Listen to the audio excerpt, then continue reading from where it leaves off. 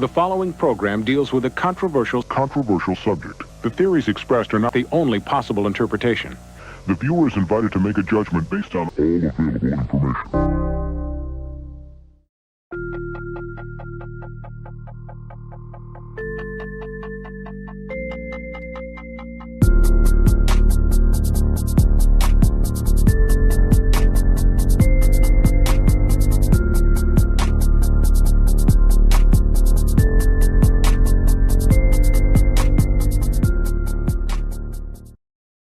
What is going on, everybody? Welcome to another Friday night. That means another House of Stein Hot 10 comic book show.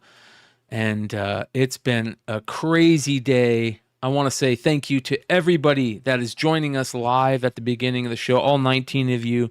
Shout out to you guys. Shout out to Comics and Sneakers. What up, D? Good to see you, brother. Derek, Jake Carter, BK, Spidey Guy Murph, Leverage Comics, Jersey to the Bay, Igor. What's going on, brother?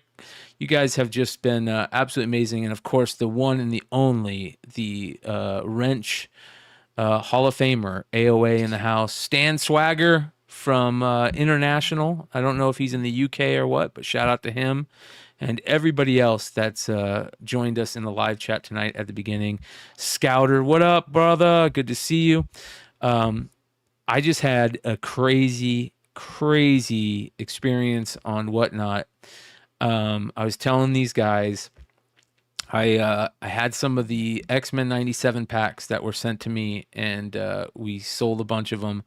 Somebody bought two people bought packs to give away. Okay, they gave them away, and what is going on with my? There we go. They gave them away, and in the giveaway, in one of the giveaway packs, was a gold autographed comic as a giveaway. And shout out to High Voltage Mark and Big Clutch, because you guys are amazing for doing stuff like that. And of course, shout out to Lord Tapman's Comics with the $5 super chat. He says, hey, how you guys doing? Good, my brother. It's always good to see you. One of the OGs. Appreciate him. And yeah.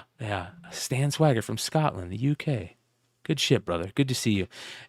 Thank you to everybody that joins us each and every week right here and that supports us in our other ventures, whether that's Beyond Wednesdays, Spec Media, Nearing Nerdvana, our sales, whatever it is that we do. You guys really, show up and you support us in big ways, and we really, really appreciate it. It's half the reason we do this. 1,000%. Is anyone really surprised that Bryan has hot hands opening up mystery packs of comics? It doesn't surprise me. With what I've seen him pull cards, that shouldn't shock anyone. Yeah, I was a little worried, man. We went 6 of the first packs without pulling a hit, and then it was just so it was a lot of fun. But we're gonna be back Sunday.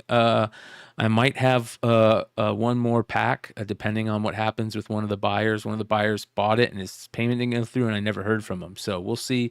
And I have a ton of CGC books. So we'll see you on Sunday, you guys, on Whatnot. But, it was a lot of fun, and really cool seeing innovations like that in comics. And we'll talk more about some fun news from this week. Some big news. Everybody asking if we had seen the Venom trailer. And, I don't know if these guys have seen it. I've seen it. I have. And we've definitely seen the sales because of that Venom trailer. Yeah. Right. So, yeah. Yep. We'll get into that tonight. Soon. We're going to run through this stuff as fast as we can. You guys, it's been a long night, and I know a long week for a lot of people, so we're going to try and get you through the list, and hopefully you guys enjoy it. I want to give big shout-outs again to our two compadres who are not here tonight. Shout out to Richie over at Spec Media. Throw some love and positive thoughts his way. He is one of our best friends, and we can't say thank you enough to him and what he does. And of course, the one, the only Redhood, who is out enjoying his nephew's high school football game, which sounds like a lot of fun, especially in Texas. So shout out to our boy Redhood, another one of our great friends that we can't say thank you his enough new to. 4K vision. Oh yeah, that's pretty amazing. Yeah. I want to talk to him about that. Did he Yeah. get LASIK? He did get LASIK. He got it done in one eye, and he's getting the other one done on Monday. So I had that done 21 years ago, right? Did you have any issues? Because my mom did that like 20 something years ago. So my issue was, so when they send you home in these goggles, and they're like, go to sleep. When you wake up, everything will be good to go. I'm like, cool. I wake up, can't see a thing. Like, oh, what? It's crazy. Like literally can't see in front of my face. No. Oh my gosh, dude! I wake up and I am freaking out. Yeah. How long did it take? 24 hours. Okay. After that, Oh, I can see perfect in 24 hours. But like waking up and thinking, oh, I'm going to be able to see, and you wake up and you literally can't see anything. Like it's so blurry. I was petrified at that point. Yeah. So my mom's initial surgery went fine and stuff like that, but then she had to go back and do like touch-up stuff, and then where I think it was like hereditary eye problems anyways, like kind of like caught up to her, so she still has to wear glasses to this day, and then she always has to put in like eye drops all the time. Much love to Kal-El with the $50 super chat. Kal-El, Man. love you, brother. Thank you so much, That man. is awesome. Thank you so much. Amazing. All right, let's get to it, you guys. We're going to start off with, of course, everyone's favorite, the Woe/Blow books of the week, which are always a lot of fun. And tonight we have some interesting ones. So let's get to it. Here we go. Whoa. All right, starting off, you don't want to see that, with our Woe book of the week. That's the Woe. Yeah. Whoa. The Woe book of the week. Deadly Trails from Black Box Comics. I've never seen this. This is gorgeous, man. This just came out this week. Oh. So this is brand new. This is from Thiago da Silva. Yeah, it is a gorgeous cover. I don't know anything about what this series is, but yeah, that is a dope cover. That It looks like it's like for like a dope video game that's about to come out or something like that. Right? Yeah. Right? Black Box, is that the that's like the subsidiary of somebody, right? A different I'm not publisher. Sure. I can't remember hearing much about him. I must have heard. I probably have talked about him, but I don't remember. So, yeah, I tell you what, I need to find this book. That's for sure. For sure. Call of Duty 1852. Yeah, That was good. yeah. So. Oh, Derek. Yeah, that's sick, dude. That is gorgeous. So, of course, with every Woe book of the week, there's always a Blow book of the week. Oh, that blows. That blows. And that blows. Yes, it does.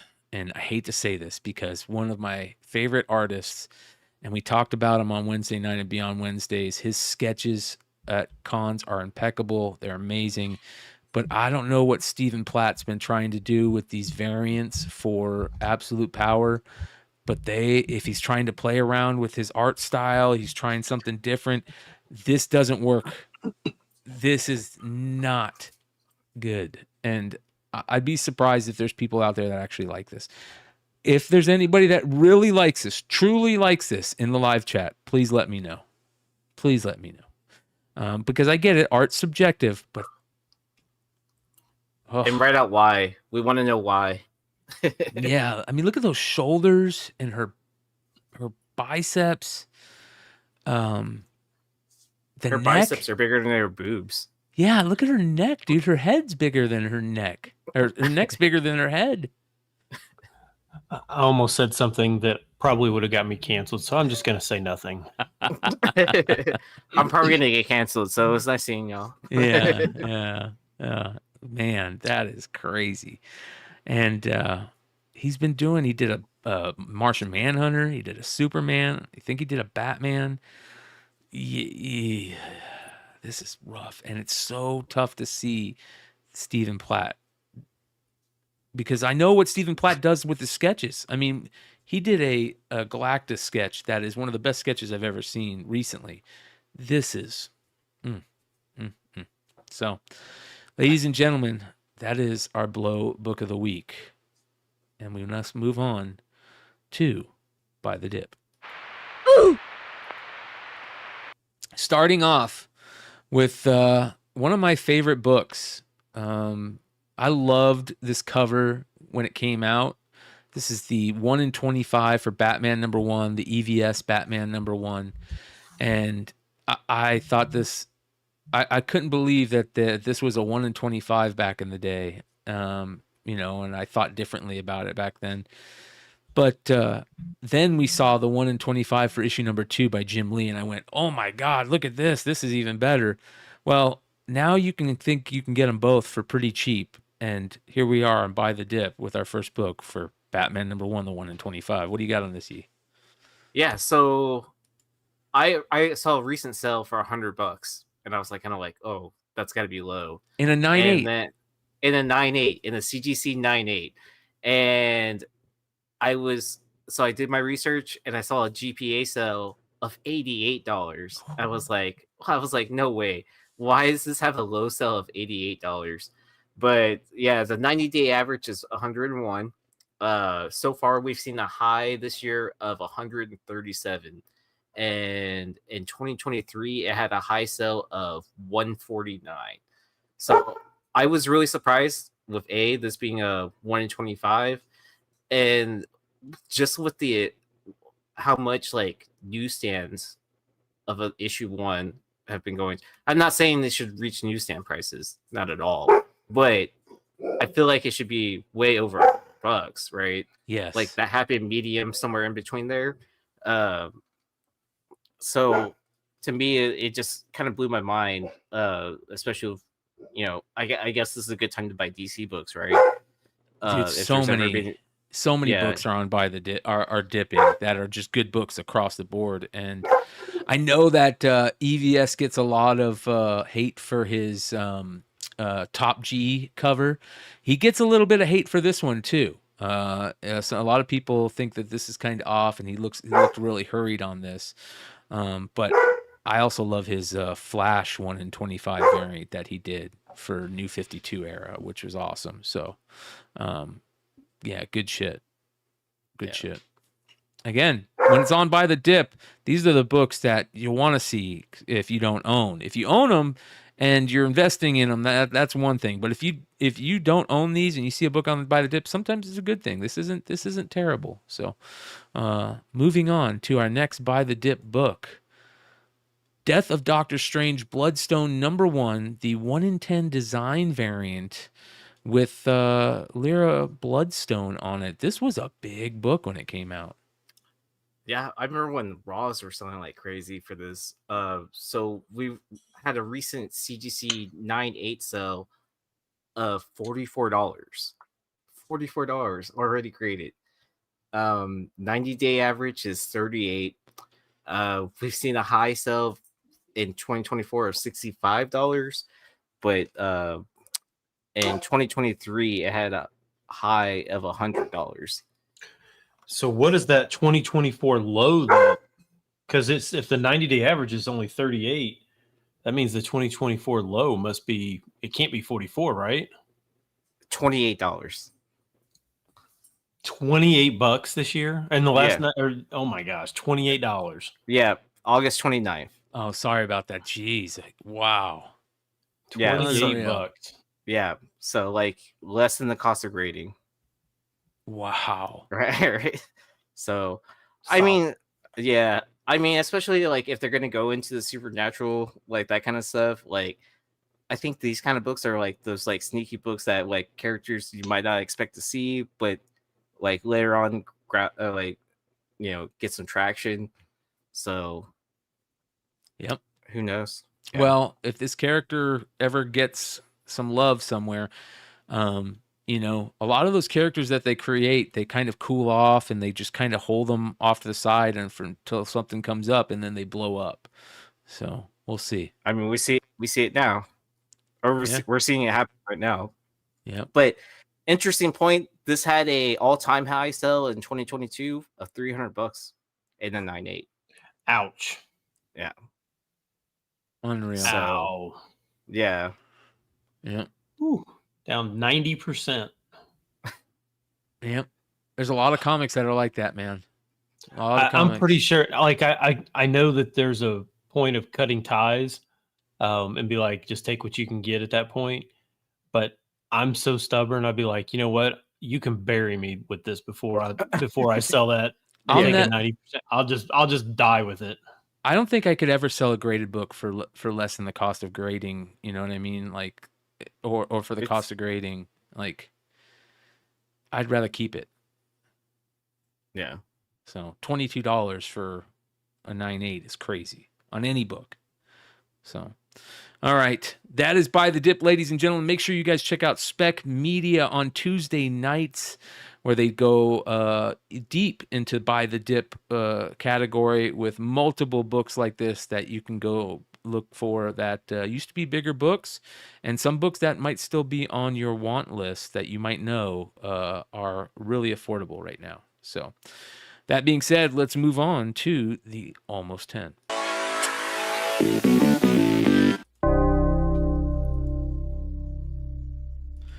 Starting off with a book that a lot of people had a hard time finding this week. I had a lot of people reach out to me asking about this book, and a lot of people that said, you know, be on the lookout for this because it's hard to find, all that type of stuff. And yeah, this is a tough book to find this week. Profane, issue number 4, the Suspiria 1 in 20 variant. That came out this week from Boom Studios. So, yeah. So, like, basically, there are no eBay sales and no no eBay listings on this book either. I think there was like one. I think I saw one European sale. Is all I saw. So basically, all sales were on either like on Midtown or My Comic Shop or, you know, some of the bigger retailers. That's really the only place you could get this. So they all had it listed for 20. They're all sold out. If you guys can find one, this would probably be one to pick up and just keep. yeah. I mean, it's a number 4 issue. So that's what the like, even if you thought, oh, that, you know, they may have, you know, there might be a decent number out there, I doubt it, because it is a number 4 issue of a Boom title that I can't really see that many people picking up.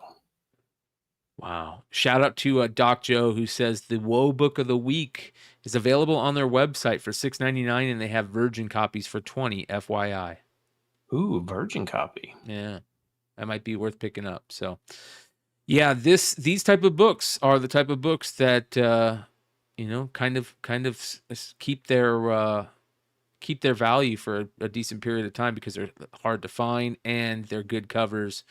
And I'm not have you heard of this artist before? I think we've talked about this artist before, but not very often. Yeah, I feel like there was something else from Suspiria, but I can't place it right off the top of my head. Yeah, I haven't read this series yet. But Lord Tapman says he tried it and it just wasn't his. He thought it sucked. So, you know, I'm not sure if anybody else is reading it. Let us know. But again, this is the 4th issue. So if it's not that great of a series, this might be, you know, a little tougher to find. So the only thing I could find was issue 1 in 25. Yeah. All right. It's not as good of a cover. Yeah. That's a great cover right there. Moving on, our next book. This is great. Phantasm Overminds, issue number 1, signed by the director and screenwriter of Phantasm, Don Coscarelli. Sold this week raw for $550. Wow. Yeah, that's crazy, right? And when it's funny when you try and find listings for Phantasm, like the only thing that shows up is Mask of the Phantasm. Yep. Dude, I remember when I was a kid seeing this movie. This is one of the few horror movies that as a kid kind of really creeped me out. That old man guy with the crazy phantasm balls was so creepy. And that's what this is about. He gets into the future somehow. Like that old creepy man gets into the future somehow, like 200 years into the future, and wreaks havoc again. So this is actually kind of cool to me. I would definitely pick this up if I saw this in a long box. So, but Ex Machina Comics in 2002. There's probably not many of this out there. How's that price tag for you though? Would you pay $550? No, because I'm not a huge Don Coscarelli fan, but I bet you there's a lot of horror fans out there of him because this is a classic cult horror movie. So look at this. Joe W says, I just got a Phantasm Sphere at a con in July. That's awesome. Yeah. Spidey Guy Murph says, Coscarelli's Phantasm Saga is nuts. There's 5 of them. Yeah, they're so crazy. I'm actually going to probably go watch that again this weekend because of seeing this book. So again, Stein's Almost 10 strikes again. You know? That nostalgia bug. Dang you, Stein. Yeah. It's creepy cover too. The trade dress is good. Yeah, it's a good cover. So. Oh, it totally is. Yeah. Why do you know all the cool stuff, huh? I know. Tell us now. Moving on. Next book is Futurama Comics to Infinity. This is actually a trade paperback San Diego Comic-Con exclusive from 2013. It's a beautiful wraparound cover. And I imagine it being a trade paperback, it's probably pretty tough to come by. And from the price tag, it seems like it brings a pretty penny too. Yeah, this one sold this week in VF minus condition for 111 raw. Wow. Yeah, it's crazy. But man, these Futurama, man, they're hard to find. They're really hard to find. Here's the trade. Here's the full cover. I feel like a lot of those are thrash too. Because I know Dennis flashed like some stuff that he picked up from the shop, and then you and I were both interested in those Delivery Boy comics, right? Yep. Well, I started watching some on eBay just to get a ballpark idea of like how much Dennis is going to charge me, like if he sells them.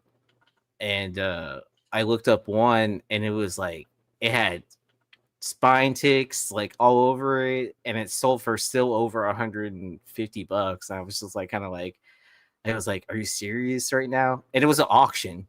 It's not just like it was a buy it now. It was an auction. Wow. And I was just like oh, this is a pricey book. I was like, well, it's a good thing I love my brother because yeah. Yeah. AOA says Matt Groening Toon books are all wanted. Yes.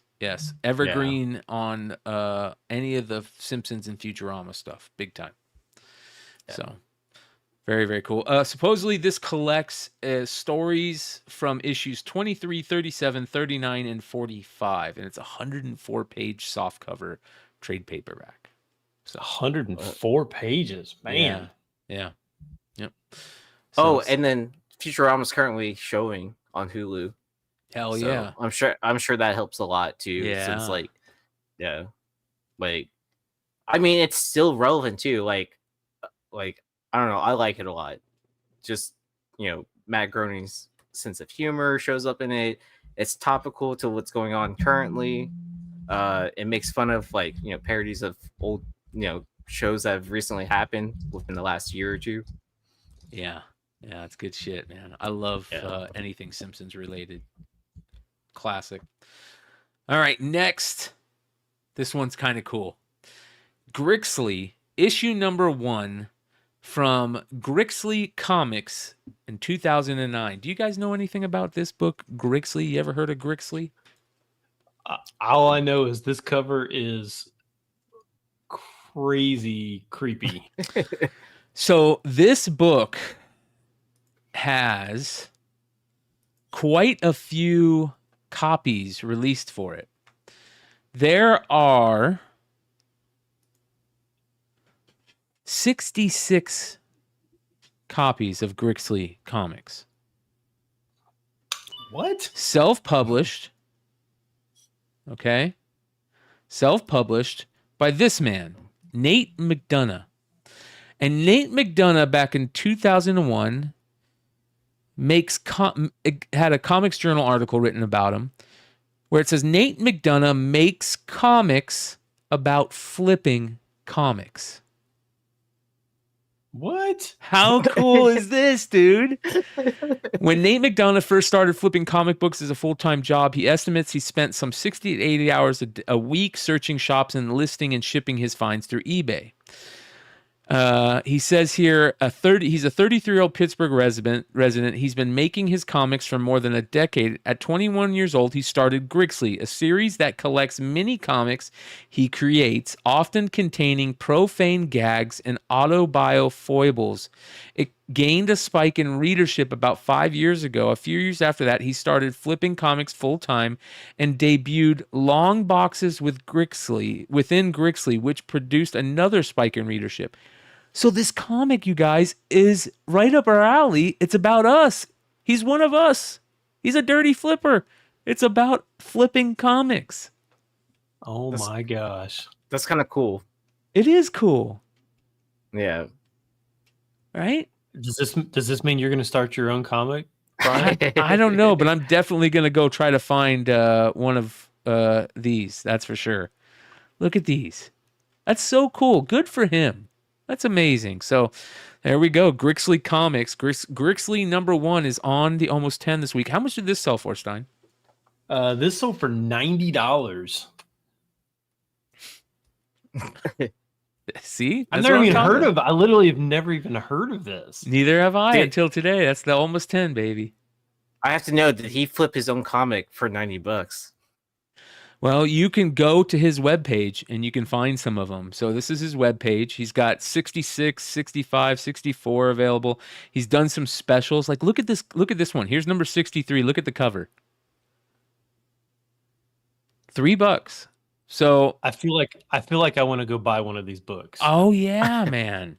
Look at this. I don't know which one, but I'm gonna buy one of them. This one's Nice. right up Adam's lane, right? Spice World, a porn parody. So shout out to Nate McDonough. Is that a hanging cover? Or is that interior? Longest fingernail suicide. What is this? Oh, it's sold out. It's original art. These are the original arts from the pandemic. For $5? $5. What if the man with the world's longest fingernails hung himself? What? What? Freaking creepy, dude. Creepy. What in the world is going on? Look at this one. Look at this Jonah Hex one. This is Grixley number 57. Oh my gosh. Shout out to Nate McDonough, man. Look at this one. Spider-Man versus Venom. The Spider versus Venom. What's sad is that I think that might be better than some of the JRJR covers.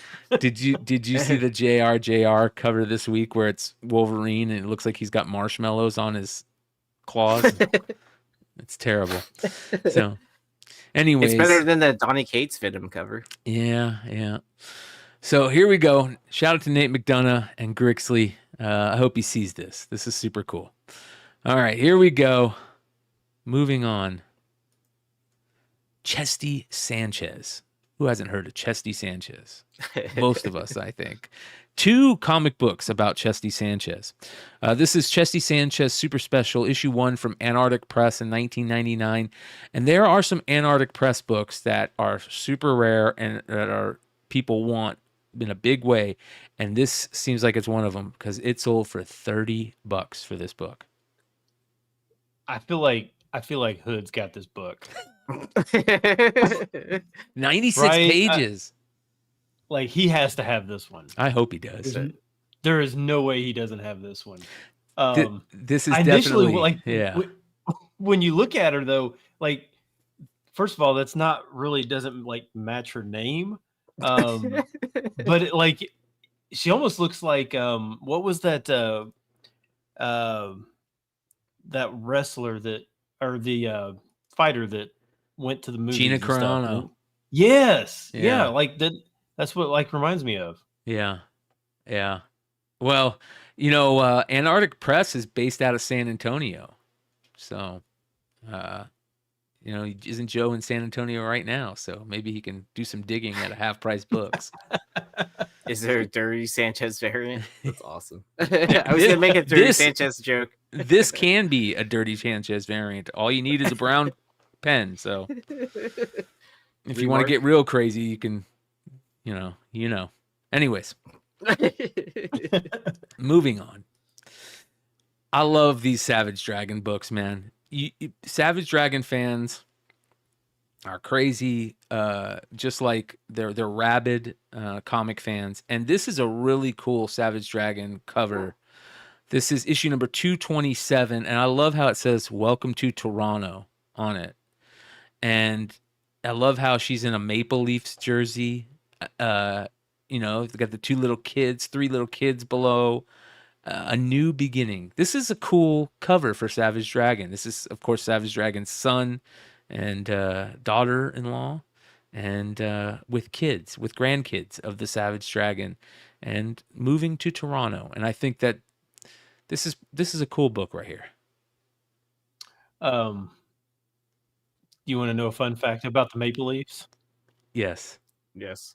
When I was 16, my mom took me to Toronto because she knew somebody that lived there, and he knew the person who ran whatever the Maple Leafs stadium is, and I got to go onto the ice, and while they were doing practice, and they hit some shots at me, bro. Oh, yeah, that is cool.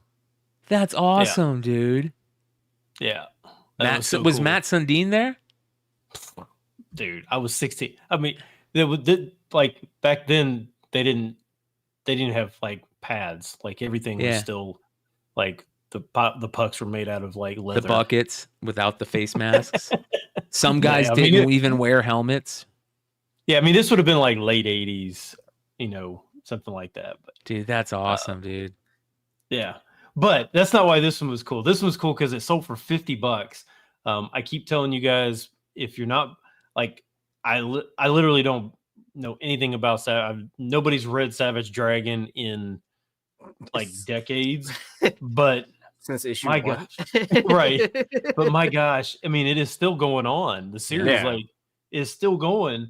And some of these issues are literally just impossible to find. I mean, they're just impossible. Probably less than 3,000 printed on some of them for sure. They don't even like when you go back and you actually look at like Comicron numbers, they don't even make the top 400 books, and like 400th book might be like 1,500. Like it doesn't even make the list. Yeah, these are super low. Some of these are really, really low printed. Well, some of those have variants too. Stein, we have our own Savage Dragon fan in the community. Shout out to Zabit, who says, "I have nearly every issue of Savage Dragon since this issue a few years ago. They have recently moved to San Francisco this year, and those kids are bigger." So that's pretty cool, man. And so does DJK300. He says he has a full run. So more Savage Dragon fans than we think out there, brother. Just those two. Well, I mean, we keep the series ongoing for them, right? Yep. Eric Larson, man, love affair. And it's a cool looking designed character, and the lineage part's super cool. I'm a fan of Savage Dragon.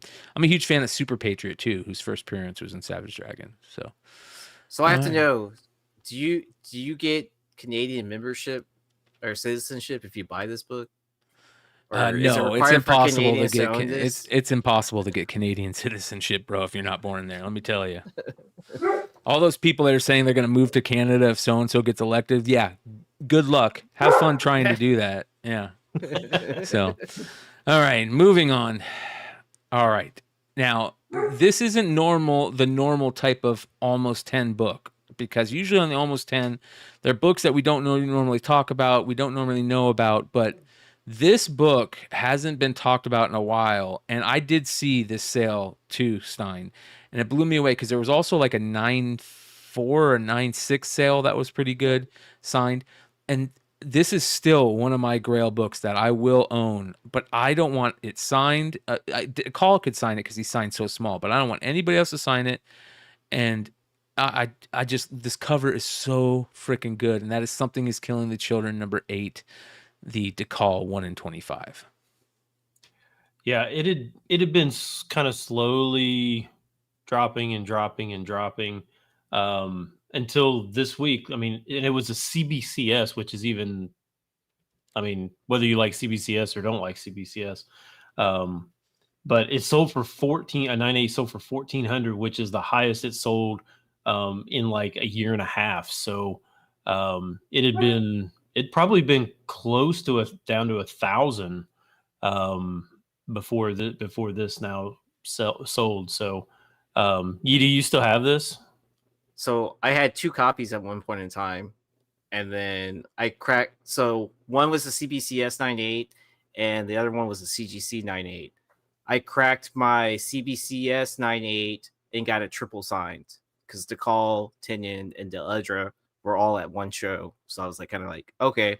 And then I held on to both for a long time, and I was finally decided to sell the Blue Label CGC, and I sold it for 1,200. Not bad. Is what I ended up. Yeah, is what I ended up selling it for. It was like during one of those post announcement time periods. I was like, kind of like, all right, I need the cash. Like, let me go ahead and sell it. I still have my triple sign one, which I'm fine with. Yeah, so I was happy with that. And to hear it, to wait a year and a half or whatever for that 1,200 or 1,400 or whatever it would have sold for nowadays doesn't really seem like it was worth it to me. I enjoyed, I had my fair share of time with it. It was time for someone else to enjoy. So on Wednesday night's episode at Beyond Wednesdays, we had this really good original art episode, and shout out to my good friend, recent friend Mike Hansen, who is just such a great person, amazing person, and I'm very lucky to have met him and hung out with him. He knows who I'm talking about. He was on the show, and he owns the Jay Lee variant for issue number 1. Oh, that's badass. The original art for that issue. Yeah. And I own one Something Is Killing the Children OA cover, and it's a Momoko, but it's like it's like it's a store exclusive cover. Yeah. Well, and the reason I'm talking about it is because he brought up how he really thinks that Erica Slaughter is that one character out there that has the most legs of like a Miles type character, or a Spider-Gwen type character that in the future will be a major player in the collectible world. Right. I already feel like that, since the series, she has that cult following already, and it just keeps on growing and growing at this point. I'm especially excited to see DeCall doing another Something Is Killing the Children incentive as well. He's doing an issue 0, 1 in 25. Ooh, interesting. And we all know who owns the OA for that right now. Nice. Long Short. So nice. Good for him. Good for him. Yeah, I gotta see. But I'm excited to see it. Like once they with the full color, because like he may or may not have showed me what the sketch looked like. Nice. Even though, but he hasn't publicly shown it, which is within that. And I didn't take screenshots or anything like that, so don't ask me. But I did buy extra copies online. Sure. Anyways, Joe W says can't wait for the TV show with a lot of people. I think it's gonna be major, and they're filming it right now. Or they're right. Tynan's in Europe. Yeah, he went over to Europe to review the script. Yeah. So I feel like that's a lot further than especially for a series that's still ongoing right now. Yeah. All right. So not bad. 1,400 for a 9.8. All right, moving on. The 5-Star Stories, issue number 26. Now, this is important to know. This is from Toy Press Inc. This is a Japanese manga, I believe. I'm not 100% sure. But they did a English version, and I think Toy Press is the one that put out the English version, if I'm not mistaken. I think that might be right. We all know I'm not very versed on this, but that's kind of just from what I was reading. But if somebody knows different, you're more than welcome to correct us on that. It will not hurt my feelings at all. Educate me too, because I have no idea, because I'm not Japanese. Yeah.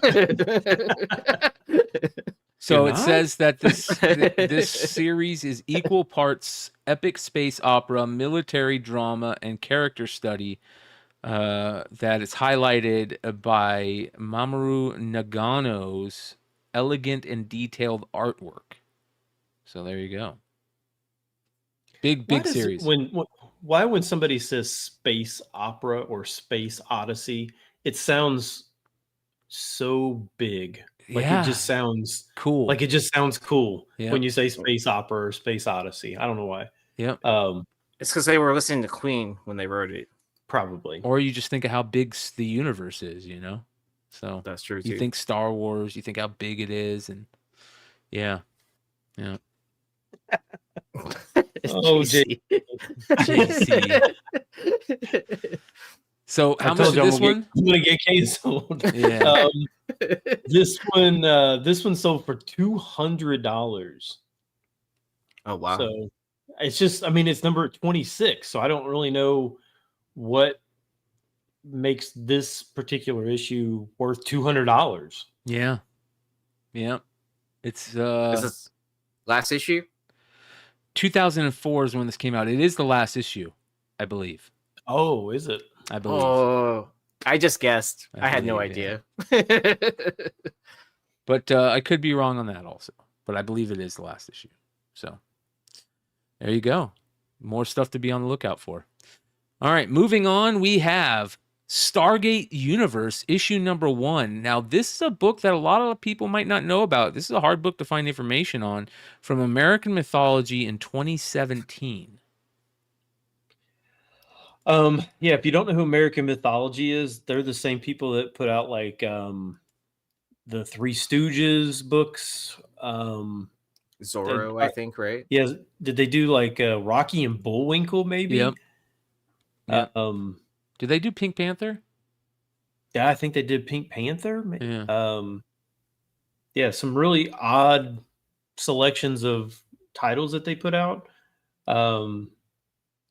Yeah, this book sold for $70. I was shocked when I saw that it sold for $70. This is just a 8 cover, right? Yep. And I couldn't find much information on this, man. This is a tougher book to find. I don't even think Cover Price has this on their site yet. So, Matt, if you're listening, look into this one. This one's interesting. So, Stargate Universe. Yep. Stargate, great series, great IP, amazing. Is this like the same Stargate from the movies? Yep. So, AOA says he never liked Stargate. Really, dude? I thought that the Stargate movie was amazing. Stargate TV show wasn't as good, but it wasn't bad. It had early Momoa in it when he started kind of becoming actual Jason Momoa and wasn't just some young surfer from Baywatch. But it also had the dude from what was the MacGyver? It had MacGyver in it, which was kind of weird instead of Kurt Russell. But Kurt Russell was such a badass in the original Stargate. Oh, you know what? Now that you mentioned Momoa, I've got a photo variant of Momoa from this. Oh, nice, dude! That's a you gotta get it signed. Yeah, that's actually cool. Because he's been making appearances at cons, or he's just a CGC signing away. Yeah, but then I have to get a then I have to get a yellow label. Yeah. Just get JSA approved. So it's black and just put it in a Stein pack, bro. People will love it. Yeah. That's fair. Yeah. All right. Moving on. The next one everybody's going to love. Goonies, the official collector's souvenir magazine from 1985. Look at that cover, man. Ugh.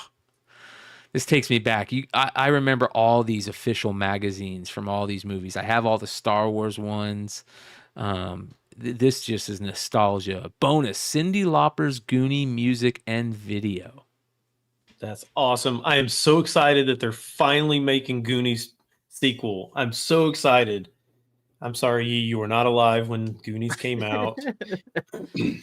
And the funny part is like even though like people around my age group have all seen it and love it, like it it doesn't speak to me like everyone else does. Have you seen it? I think I have. Bro, but it's been a long time. You need to change that think part and go watch it again, bro. This is one of the greatest things ever filmed. One of the greatest stories ever told, bro. Like, this is that good. There was nothing better than, as a kid, watching the moment when they see all the treasure and then the ships. And then you like, as a kid, you're thinking how cool it is. Oh, they're going to get all this treasure.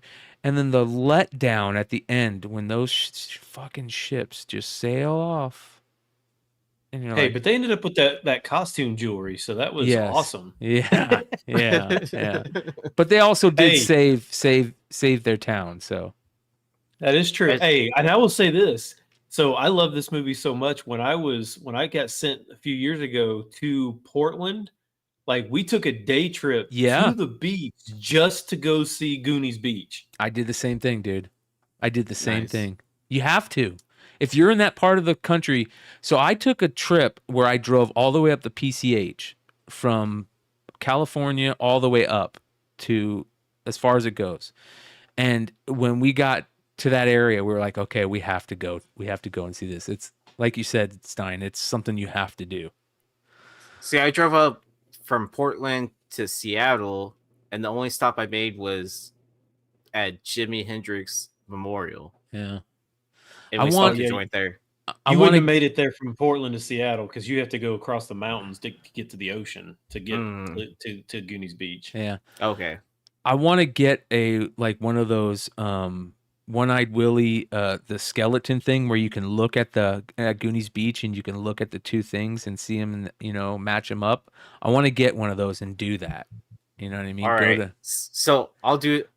Since you're gonna watch the horror movie tonight, I'll watch the Goonies tonight. Hell yeah! Because I'm pretty sure I've seen it, but I just don't remember it.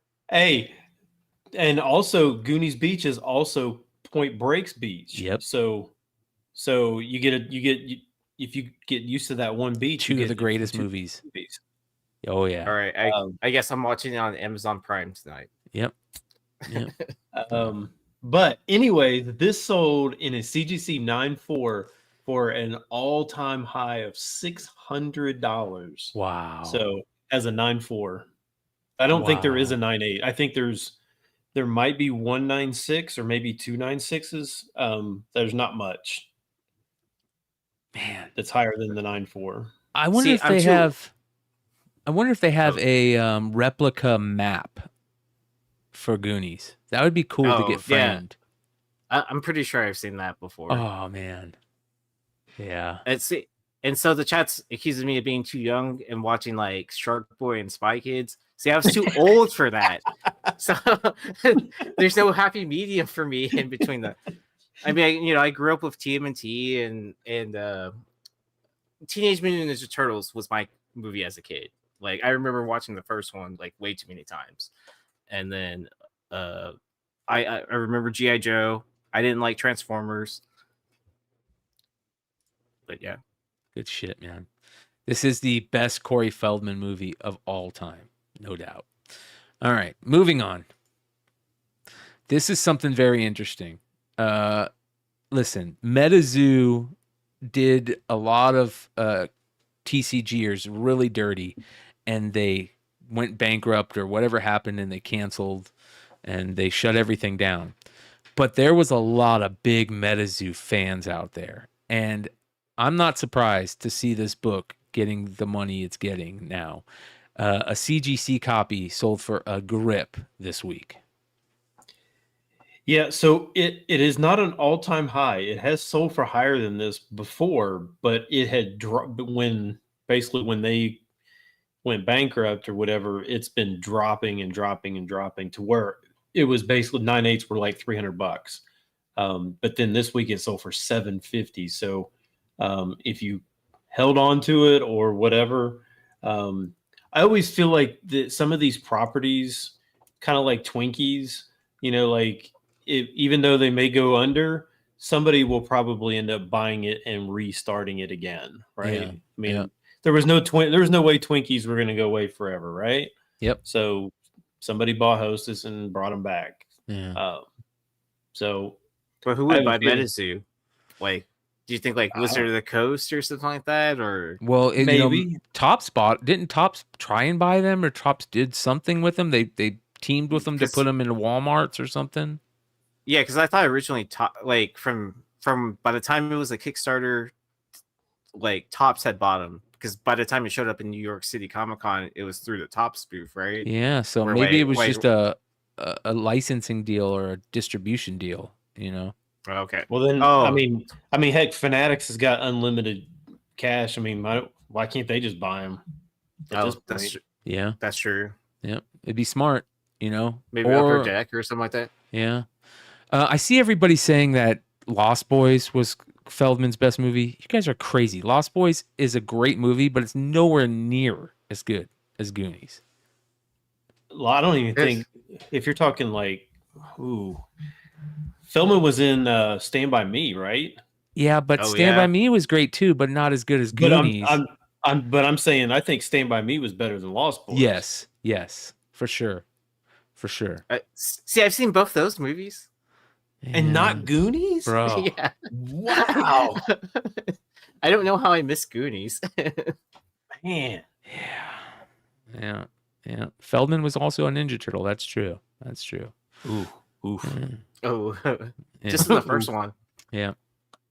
So, ladies and gentlemen, that is the Almost 10. I hope you guys saw some new books that you want to add to your collection. I know I definitely saw a few books that I'm going to be on the lookout for. Come hang out with us tomorrow night at Beyond Wednesdays. We are going to have our Modern Comic Mayhem show like every Saturday night, 10 p.m. Eastern. And, of course, we'll have our Comic Drama Alert segment. We've got some stuff to talk about. We're actually going to be talking about Donny Cates again this week, so I hope Hood's ready. That being said, we'll see you guys tomorrow night over at Beyond Wednesdays for Modern Comic Mayhem. Let's get to the list.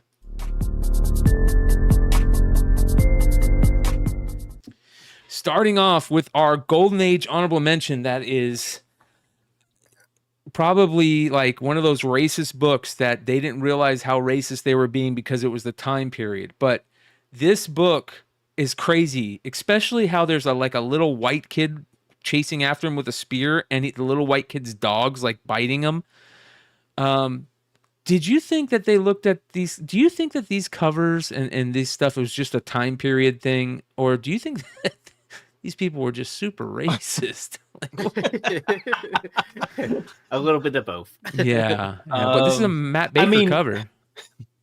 I mean, so this is Matt Baker? Yeah.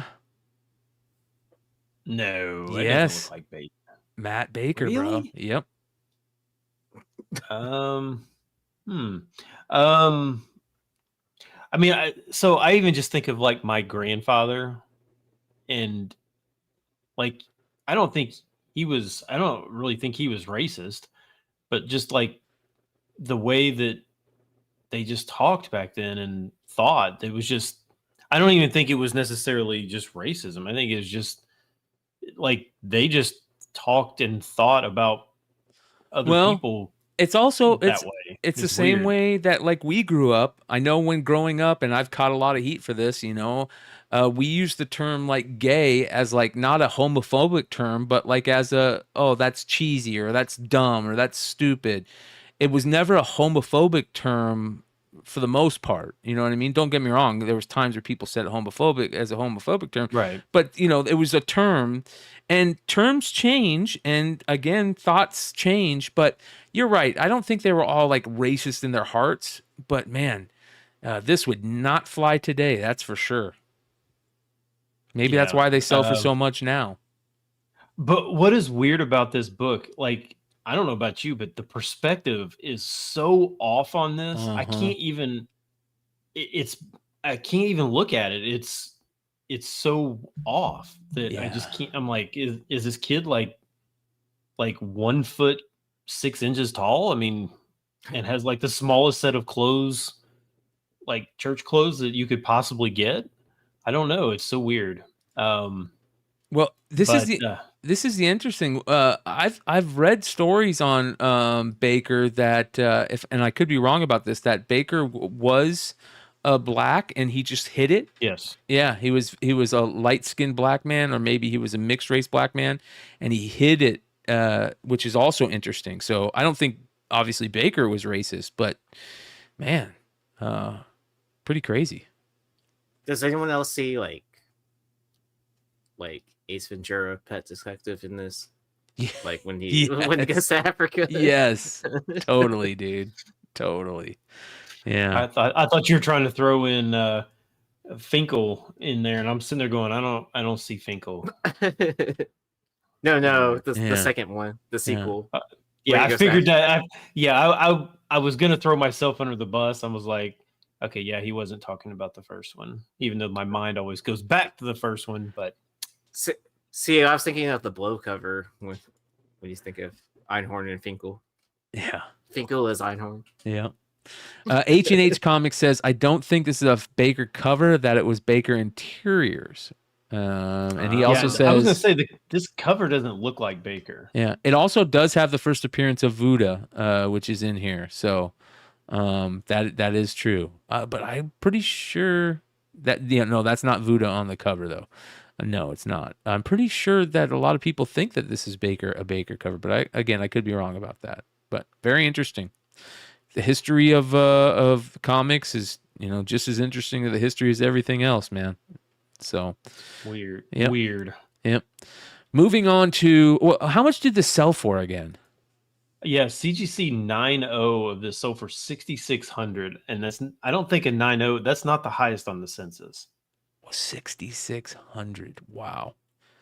Heritage. Yeah, that one's on Heritage. Yep. Heritage had a big sale this week, just ended today, and a lot of covers sold.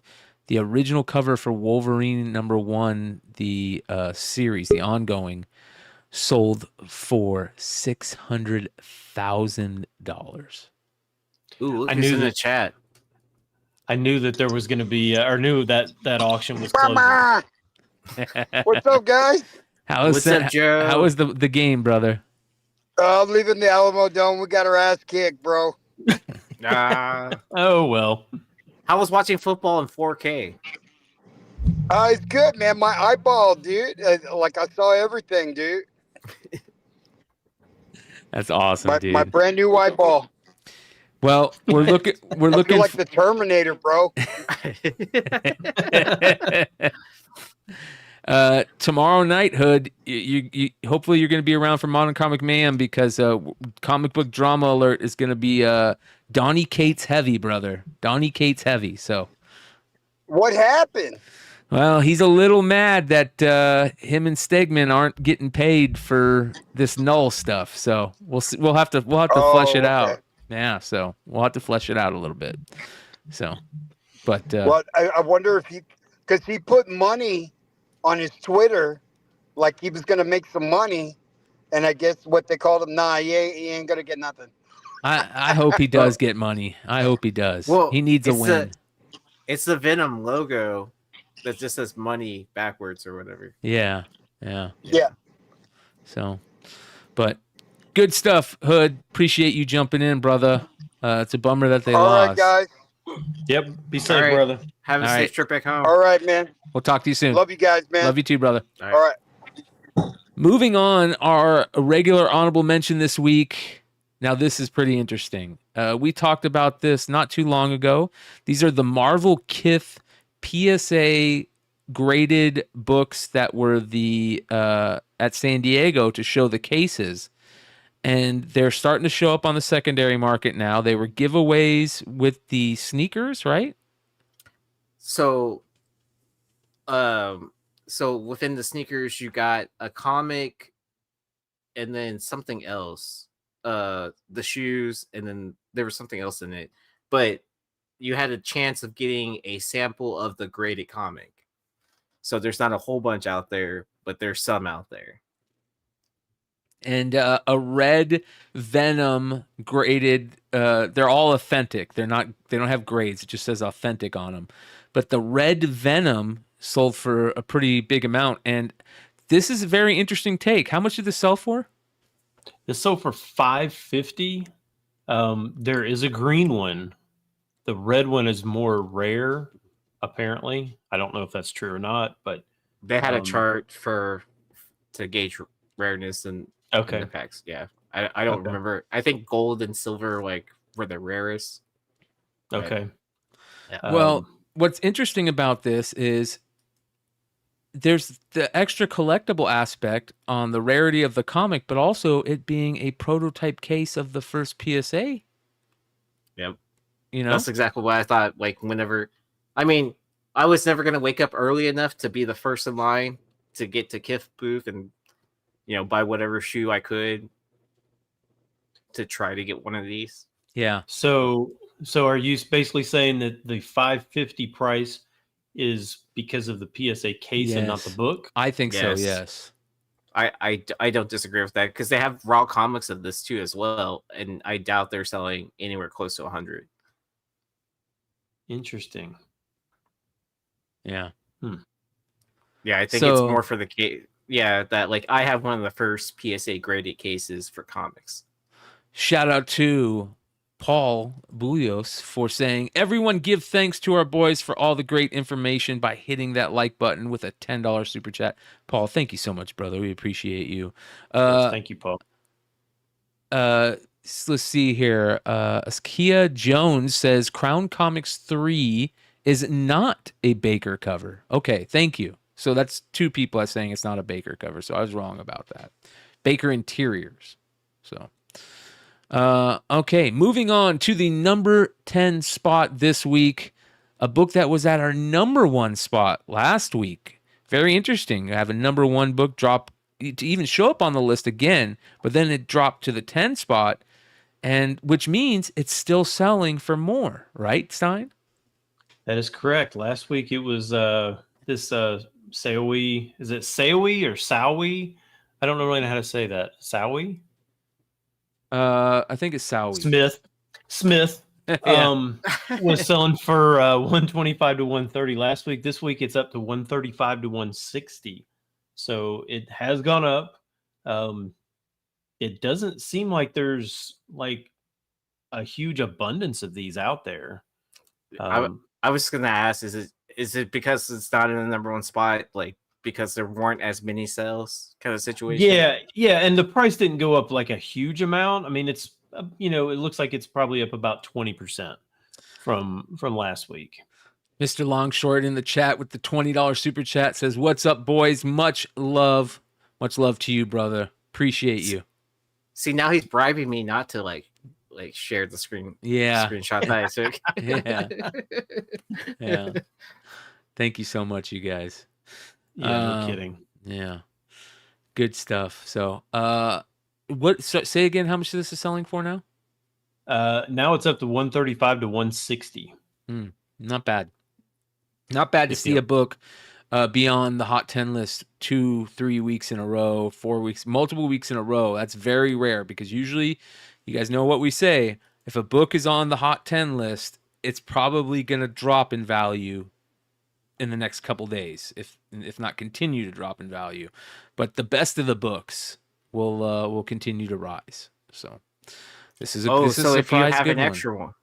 Yeah, if you have an extra one, consider selling this because it probably won't end up on the list next week. Yep. And you could probably set an all-time record high. Yep. Well, we're going to start seeing CGC 9.8 soon too, so that'll be interesting.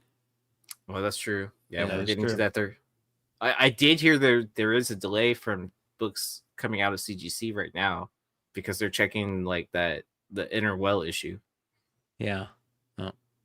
All right. Moving on to the number 9 book this week. It's not just a book.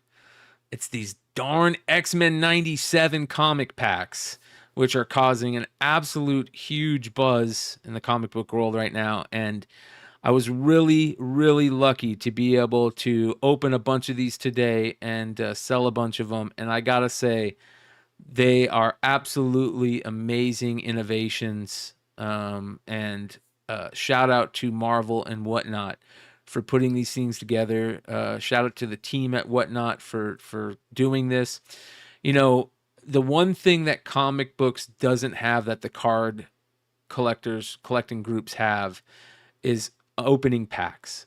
There's that luck of the pack, luck of the pull, luck of the draw, and to have that now in comics, you know, shout out to DC for the Harley's Little Black Book polybag, where they kind of did something like this. Shout out to Skybound and the Walking Dead crew that did this with their Skybound packs in San Diego Comic-Con for their anniversary. They were kind of the forerunners at this, and now Whatnot has kind of come along and said, okay, we want to do something similar, have multiple books in there also, give people the chance to pull autographed gold foil, silver foils, and it was a lot of fun opening these. It was a lot of fun opening them.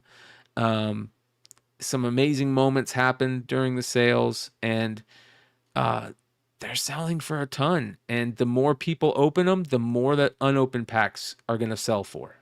So how much are the unopened packs going for on eBay? Yeah, so the first ones only sold for like $50. So I don't know. So now they're selling for like 175 or more. But I mean, I don't remember how long we've been talking about this. At least 4 years. Yep. 4 years ago. Yep. Yeah. Oh, I remember whenever I joined the Hot 10, we were talking about this. Like yeah, the concept of like, hey, how can we make this work? Well, we just don't have the money. Yeah. I got to be honest. Yeah. I think that's one of the reasons that, you know, Whatnot and hit me up, and Jack hit me up, and, you know, I've talked with Jack about this thing a lot.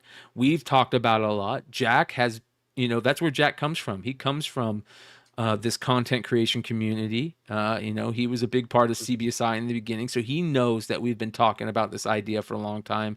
And I got to give it to him and the Whatnot people for pulling this off the way they did.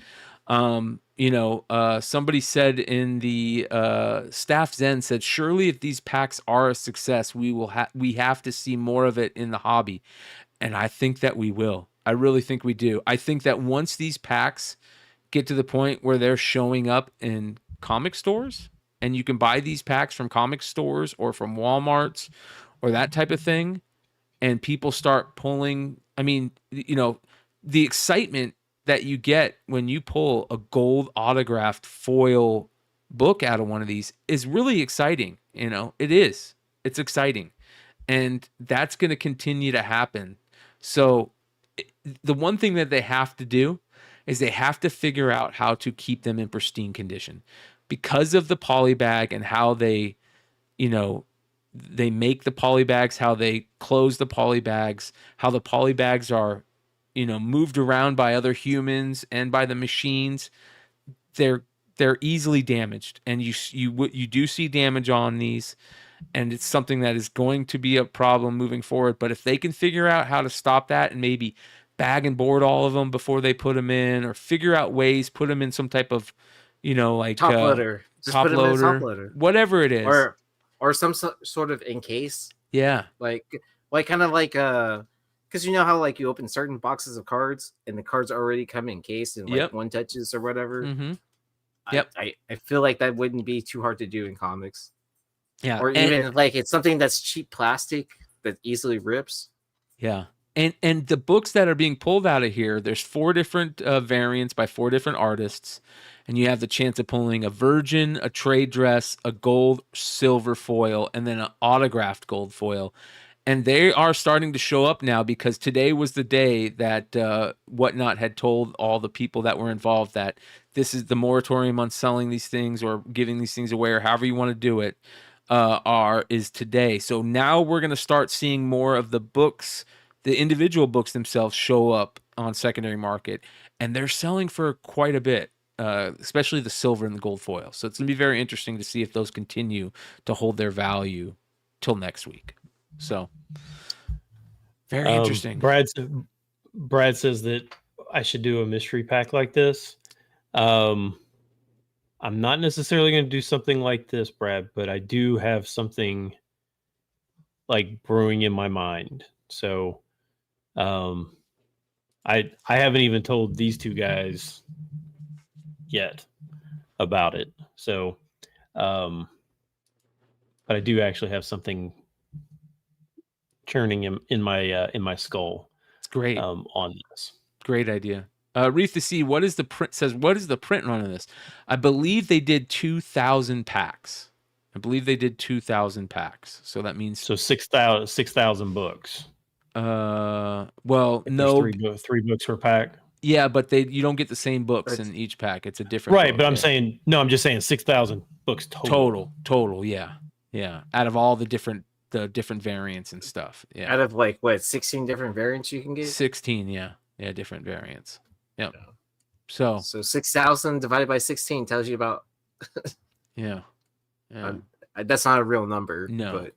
But yeah, 2,000 packs is what I think I heard. So we'll find out. I'm sure we'll be hearing more about this, because from what I heard and the excitement that I saw today about this, it was pretty evident.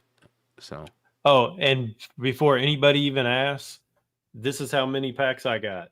Oh, yeah, same here. And before anybody asks, I didn't know Stein put this on the list until right before the show. I had my Whatnot today, and I had the packs, and I had no idea Stein even knew about these. So, moving on to number 8 this week. Here we go. Let's get started.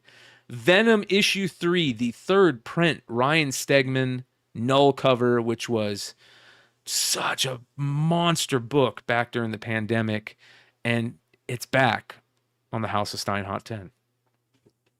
Yeah, clearly still not at those pandemic levels. No.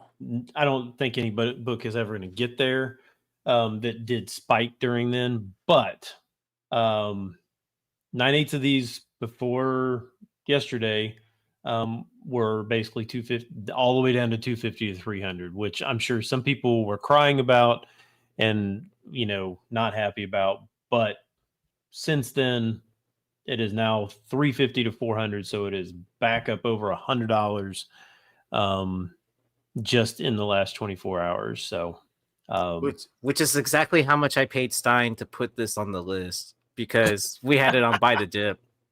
So did you have, was this a Buy the Dip? Yeah, this was on Buy the Dip. That's hilarious. Yeah. So well, obviously it's getting a lot of love now because they showed Null in the new trailer. But here's the thing, you guys. We saw a trailer for Venom 3 many months ago where Venom told Eddie that they were coming from his world. And everybody that heard that knew what that meant. Everybody knew what that meant. So it's not a surprise to me. It's not a surprise to most people that know the storyline and know what was happening that this was going to happen. So a lot of people had already kept these because, one, they bought them probably so high that they weren't going to let them go. Even right now, the people, even with the trailer, like Stein said, the people that have these that probably still are probably paid too much for them than what they're selling for now. So they'll probably still continue to hold or get out now. But what we didn't know is that Norman Reedus is going to be Null. And that's very interesting to me. So we'll see. But I did like that one scene in the preview where you see the throne that he's sitting on in this cover, right? Yep. That it's a far away shot that's zooming in closer. Yep. And then all of a sudden you see the side profile picture of him and that hair or whatever. Yeah. Well, there's more books that people should be keeping an eye out for that we're going to talk about later, but don't fret on those Guardians of the Galaxy books where they go to that home planet for the first time. And there's those 3-issue series where that Clintar's first appearance of Clintar and all that stuff. And also don't fret on that Gore the God Butcher book with the first, quote unquote, first appearance in Null. So, or pre-appearance in Null, whatever you want to call it. But I really like the Clintar stuff. I thought that was a great storyline in Guardians of the Galaxy. I think it was like 20 through 23 or something like that. And there's some beautiful covers, Art Adams covers for those books too. So yeah, very interesting. Very interesting. So moving on to our number 7 book of the week, X-Force issue number 1, the David Nakayama second print version 1 in 25. And I got to be honest, they messed up so bad the way the foils came out for this book. And the second print looks so much better than the foils, because in the foils you can't see the stars. It does not look good. And the background is what makes this book to me. I mean, it's a great Nakayama Deadpool shot, but the background is so good that they just drown it out in the foil. Yeah. I mean, it's got unicorns and flying tacos. I mean, how much, and bunny rabbits. I mean, what else do you need? It's right? Awesome. So good. Just a little hit. Yeah. Yep. So do you think they just messed up too and didn't have this cover as a Pride Month cover? I bet you they wouldn't. I don't think that they might not let. I don't know if they would let them use Deadpool as a Pride Month cover, but I don't think it needs to be a Pride Month cover. If it was, I wouldn't worry. But I'd be interested to see if they would let them use Deadpool as that. So that's interesting. Still, it's just a great cover, dude, all around. Yeah. What is this selling for now? This one is selling for $75. You know what I think would be better on this cover? And this is probably really bad, but if he had his right arm going back, shooting the unicorn in the head. That would be better for me. Oh man. All right, moving on. At number 6, Ain't No Grave, issue number 5, the Scotty Young 1 in 25 is on the list. Most of these 1 in 25 Scotty Youngs were very collectible, and people went crazy for them, and I'm not surprised to see this one on the list. Yeah, it's not as high as the other ones. Mm-hmm. I mean, this is only at $35. So it's not a, I don't think this one's near as good. It was the 4 is the one where it's like raining, right? On him. Yes. Is that the number 4? That one's way better than I mean, in my opinion. I like the number 1 too. The number 1 where they're playing poker. I can't remember. Yeah, that one's cool. Yeah, whichever one that one was. But yeah, and I would tend to think because of the response that people probably up their orders by this point.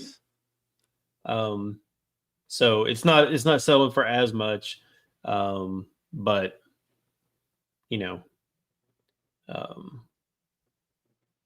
great book, cool series too. Written by Scotty Young, so that's cool.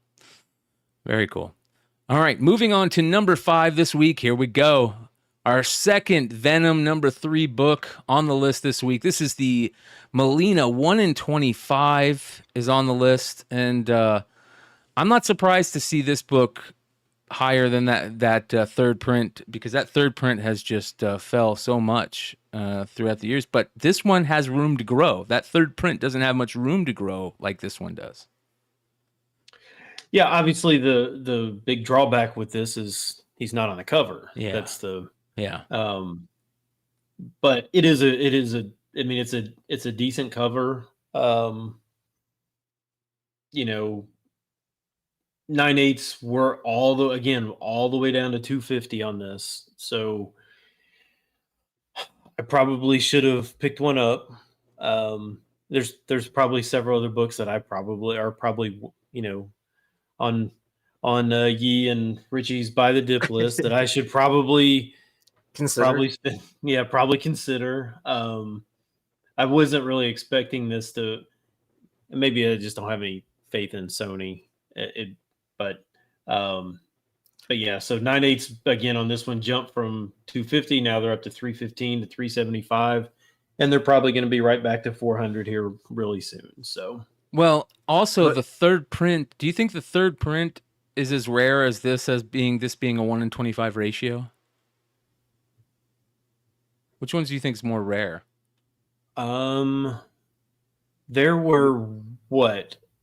Probably of the regular issue, probably 100,000. Was there 100,000 printed? 80,000? I don't know how many were there. Yeah. I have to go back and look at the. Yeah. But I mean, if you disregard like what you feel about Sony and what it's going to do, but from like a flipping standpoint, like if you just took it in that sense, like would this have been a good buy, you know, and then to flip it at this point in time, like even in the short, like we'll talk about that more here in a little bit. Put a pin in that. Okay. Put a pin in that. All right. So, all right. I'll pose the question now then. Yeah. Moving on to number 4 this week on the House of Stein Hot 10. This is a great story. Tales of the Bizarre, issue number 8. Almost 10 book last week. It was a book that we fell in love with when we saw it on New Comic Book Day on Wednesday night. I've fallen in love with this artist. I still have to find out more information on Zaf, but issues before this and after this are amazing covers as well. But this cover is beautiful, and it has really jumped in price in a week. Yeah. And I don't remember who it was that said, hey, it's still available on my comic shop last week. And I was like, oh, yeah, cool. I should buy it. How many did you get? How many did you get, Stein? How many did you get, Yee? Boom. How many did I get? We're in the 000 club. I know. What's up? I blame our live chat for buying it all up. I know. Like, we all Drunken said like, sharks. oh look, you can still buy them online, and then like, and the sharks. If Those you guys, sharks. if you guys got an extra one, send one our way. If you guys got an extra couple, So take care of those two guys first. Yeah. No, don't send me anything. Nobody send them to send theirs to me. Send theirs to me, and Yeah. I'll send them to them. Do not send me any books. Oh yeah, I still need to buy more stuff from Bryan so he can send me more stuff. Yeah, last week it was like $8 to $10, and now it's 30 to 45, and I don't even think there are any current listings at all. Jeez, so Yep. good, amazing. Well, great job on this one, Zaf, and we got to find out more about you, and I'm really looking forward to seeing what he does or she does later on down the road. So, see, I never really thought Taylor Swift on this cover. I thought more Blondie. no, definitely the model. What was that model's name? The one that was in the Kate Moss. Kate Moss, yeah, definitely Kate Oh, okay. Moss. Yeah, I can see Kate Moss too. yep. So beautiful stuff. All right, there we go. Let's get into the top 3, you guys. We got 177 watching live. Please hit that thumbs up, you guys. It really helps us out. There's only 62 people out of the 177 that have been here that have hit that thumbs up. Please do us a favor, hit that thumbs up. Let's get us over 100 likes before the end of the show. That will really help us out, and it's a really easy way for you guys to support us. It's free. Thank you to so much for you guys that support this channel with super chats and with hanging out live with us, and then especially you guys on the rewind that drop comments and subbing up, and those thumbs help just as much as everything else. So please do that if you can. It's very easy. At number 3 this week, the 3rd week in a row, I believe, for this book. Is it the 3rd or 2nd week in a row? I think second. Second, okay. NYX issue number 1, the Art Germ second print version 1 in 25 with that beautiful blue and yellow background is at number 3 on the House of Stein Hot 10. Yeah, so last week it was doing really well. It was for, these goofy second print 1 in 25s. It was like 85 to 100, and now it's 150 to 200 or more. There was actually, I think, an auction that sold over 200 on this. Yeah, so which is still weird to me because the one with the red background, the version is what, a 1 in 100? Yes. Yeah, that sounds right. Yeah, and it's not selling for this much, and it's literally the exact same pose, just a different background. Yep. It so it pops that much more. Yeah, it's just so crazy that like my mind struggles with understanding that, but I get it. I mean, I'm an idiot that's looking out for, newsstand variants that just has a different barcode. So, or DCU variants or something. Yeah, something stupid. So I get it. So it's just crazy though how expensive this got really that fast. Yeah. Yeah. Her abs have abs that have abs. So cool book, cool cover. One of the better art germs in my opinion, for sure. All right.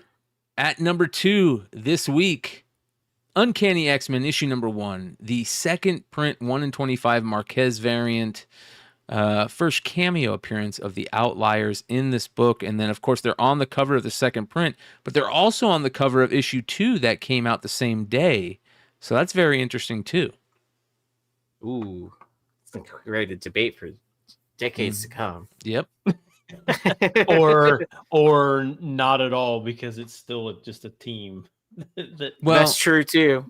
Well, listen, I think that these characters could have a little bit of legs on them. I will say that they're a little bit different. Legs. You are correct. They do have legs. That's a good thing. Yeah. So we'll see. We'll see. The name's kind of cheesy, that's for sure.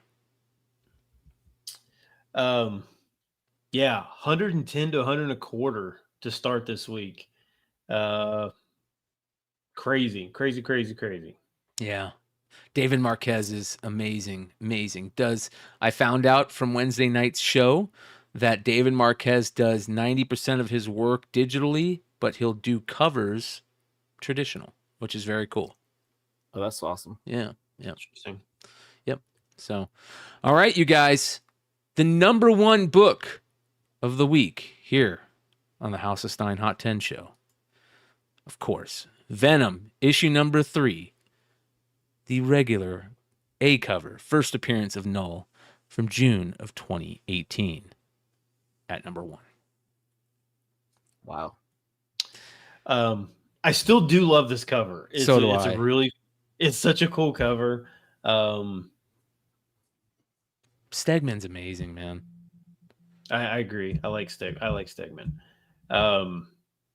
But these had fallen. I mean, again, these had fallen all the way down. 9/8 were all the way down to like $175. I mean, and this was this was an all-day liquid book. Yep. For a long time. Yep. PX previews on this too. Oh my gosh, you could sell this book anytime you wanted. But now it's back up to $275. Again, I wouldn't put very much stock in Sony. So it's one of those tread lightly things, but I think people are just happy that it's all right. So there, you right? and Yee both brought up that about the Sony thing. Now here's the thing. Now, I know they're just rumors, but the rumors are the response has been so good about Null that the rumors are that they're thinking of changing the storyline to the next Spider-Man movie. Instead of being a street level hero type storyline, that they're going to bring Null over into the MCU. Oh, okay. And there's the rumors also are that Null has always been a character that Marvel wants to bring over into the MCU. And we've heard that from multiple people, that was a big problem that they have been trying to work around for a while now in the Sonyverse. So if that's the case, don't kill villains. MCU, don't kill villains. Don't do it. Just leave them around. Every once in a while, kill one if you have to, but villains... Detain them. Yeah. They need to be out there so we know that there's a chance that that villain could come back. Like, the worst thing they ever did was killing Thanos. The worst thing that you could do is kill the Joker. You know, the worst thing... Don't kill Gore the villains. God Butcher. Gore the God Butcher, yes. I need to know that the Boogeyman... There's a chance the Boogeyman is still out there. Then, if not, they're not the Boogeyman anymore. So, hopefully, fingers crossed, even though I'm not a fan of Null, I think Null is a boring character to me. I think he looks kind of goofy, but I still want them to not kill villains. You know, we'll see. See if the rumors are true. It's time to go find my copy in my long boxes. Mm-hmm. And instead of pressing and grading it, it's time to sell it. Yep. I mean, I had the opportunity to do all that, but to me, it's a sell for me right now. Like, I've just held on the book for so long. I got it for so cheap. Like, it's still raw. Like, it has a good potential of, you know, like hitting a pretty high grade. And like, to me, it's just like, it's better off somewhere else. To someone that really wants it. Yeah. Makes sense. Yeah. Well, I think there's enough of these out there that you'll find another one day. So that being said, exactly. I'll just buy it when no one cares about it again in 3 months. Yeah. Oh wait, it comes out in October, huh? Well, if those rumors are true, 3 months might be longer than that. So yeah. That being said, you guys, thank you so much for joining us tonight on the House of Stein Hot 10 show. Let us know what you think of the show if you're catching this on the replay. We want to know what you think. And thank you to all the live viewers. We appreciate you guys. Hit those thumbs ups and subscribe on your way out. Come hang out with us tomorrow on Beyond Wednesday's Modern Comic Mayhem. And we'll see you guys soon. Stein, what do you guys say? See you.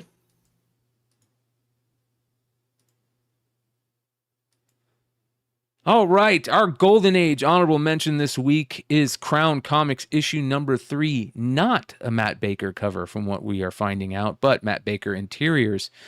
Kind of a crazy cover for a crazy time. And very interesting. This had a sale of a CGC 9.0 for $6,600.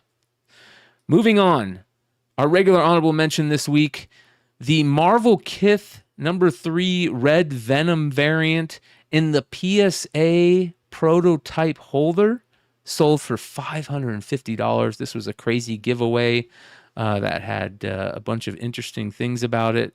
Go find out more information. I think that the collectible part of this is the prototype holder more than it is the book. So very interesting. Next, at number 10, our number 1 book from last week was Trinity Special World's Finest number 1, the Sawi 1 in 50. And it's back on the list, this time at number 10. And if it's back on a list a following week, that means it's gone up in value. This time it's selling for $135 to $160. At number 9, the X-Men 97 comic trading packs are all the rage this week. Today was the moratorium on selling these packs. The Whatnot Marvel trading card packs had 3 comics inside. You had a chance of getting 4 different covers by 4 different artists in 4 different styles. The gold and silver foil variants are starting to sell on eBay, and the gold autographed copies are super cool. I'm sure we're going to see and hear more about this in the following weeks. At number 8, Venom issue number 3, the 3rd print, Ryan Stegman cover, first appearance of Null, a CGC 9.8 copy. is selling back at $400 range. Not anywhere near pandemic prices, but this book is getting some more love now, of course, with the trailer that recently came out showing Null in the Sonyverse. At number 7, X-Force issue number 1, the Nakayama second print Virgin 1 in 25. Looks so much better than the foil cover that they had out a few weeks ago. This one came out this week. It is beautiful. Absolutely gorgeous. Great job, Nakayama. At number 6, Ain't No Grave issue number 5, the Scotty Young 1 in 25, selling for $35 on the secondary market. Another book out new this week.